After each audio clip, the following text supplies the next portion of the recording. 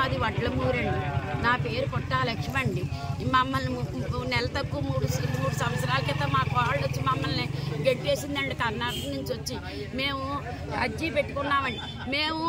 మేము ఇంక బతకలేమండి. కళ్ళమ్మట నీళ్లు కాదండి, రక్తం కారుతుందండి మాకు. మేము ఇంక పెద్దోళ్ళం అయిపోయాడు.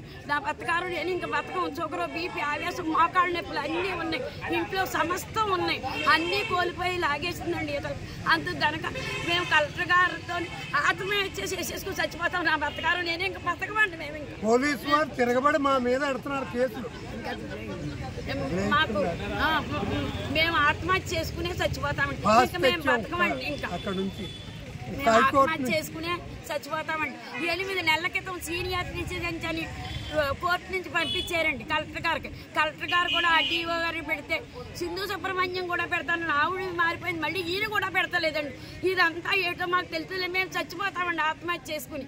ఇంకా మా కలెక్టర్ గారు ద్వారా ఆ కలెక్టర్ గారు న్యాయం చేస్తేనే బతుకుతాం, లేకపోతే మేమిద్దరం చచ్చిపోతాం, అంతేనండి. మాకు పేరు పుట్ట రామకృష్ణారావు, కపిలేశ్వరపురం మండలం, వడ్లమూరు గ్రామం.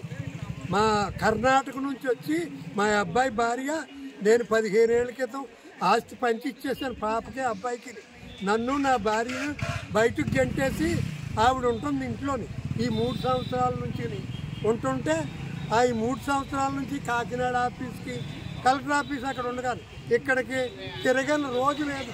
ఆర్డీఓ ఆఫీస్కి అన్నీ తిరిగాం, ఏమీ పని అవ్వలేదు. ఈ 3 నా ఆవులు కూడా తోలిపోయారు.